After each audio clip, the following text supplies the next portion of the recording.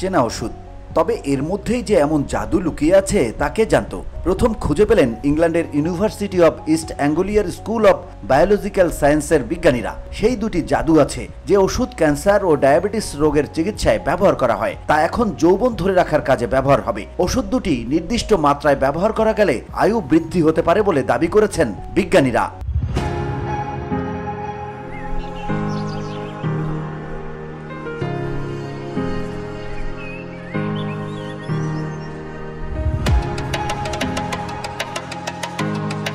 বার্ধক্যকে ঠেকিয়ে রাখার এই যে অদম্য বাসনা, অদম্য তাড়না, তা থেকেই অ্যান্টি এজিং নিয়ে হুলস্থুল শুরু হয়ে গেছে বিজ্ঞানী মহলে। স্টেম কোষ প্রতিস্থাপন থেকে ক্লোনিং, চিকিৎসা বিজ্ঞানের যত রকম দিক আছে তার সবকটি খুঁটিয়ে খুঁটিয়ে দেখা হচ্ছে। আর এ দুটি ওষুধ আপাতত পশুদের শরীরে প্রয়োগ করে দেখা হয়েছে, মানুষের উপর প্রয়োগ করার কাজ শুরু হয়েছে। তার ফল এখনো প্রকাশ্যে আনেননি বিজ্ঞানীরা। এর জন্য আরো কিছুটা সময় অপেক্ষা করতেই হবে। আর তা করতে গিয়েই দুটি ওষুধের নাম প্রকাশ্যে এনেছে র্যাপামাইসিন ও মেটাফরমিন।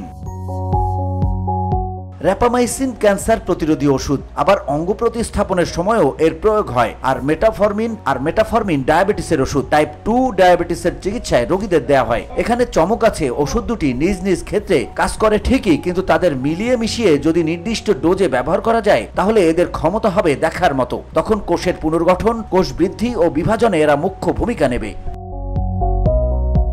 এটা ছাড়াও আরো কিছু কাজ করবে, যেমন অতিরিক্ত ক্যালোরি জমতে দেবে না শরীরে। কড়া ডায়েট বা ইন্টারমিটেন্ট ফাস্টিং এর মতো দীর্ঘক্ষণের উপোস না করেও ওজন নিয়ন্ত্রণে থাকবে। জিনবিদ্যার সাহায্যে ক্রোমোজোমের অদল বদল ঘটিয়ে বার্ধক্যকে থামিয়ে দেওয়ার কৌশল নিয়ে গবেষণা চলছে। মানুষের শরীরে প্রতি 10 বছর অন্তর হার্ট, লিভার, কিডনি ও ফুসফুসের কার্যক্ষমতা 5 থেকে 10% হারে কমতে থাকে। সাধারণত 30 বছরের পর থেকেই এই ক্ষয়ের প্রক্রিয়া শুরু হয়। তাই দেখা যায় 50 বছরে গিয়ে হয়তো শরীরের গুরুত্বপূর্ণ অঙ্গগুলোর ক্ষমতা প্রায় 20% কমে গেছে। এর কারণ হলো কোষের ক্ষয় ক্রমাগতই হয়ে চলেছে। কোষের মূল জিনগত উপাদান হলো ক্রোমোজোম, যা দেখতে এক্স অক্ষরের মতো। আর দুটি বাহু, ছোটটির শেষ প্রান্তকে বলে টেলোমিয়ার। ক্ষয়টা হয় এখানেই। কোষ কতবার বিভাজিত হবে তার হিসেব আছে বইকি। যখন বিভাজন প্রক্রিয়া একেবারেই বন্ধ হয়ে যাবে তখনই কোষের মৃত্যু হবে।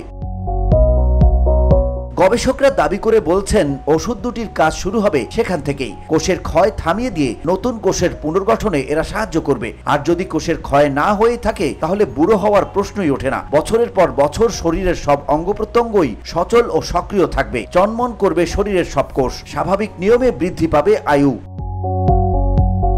VOD Bangla news desk.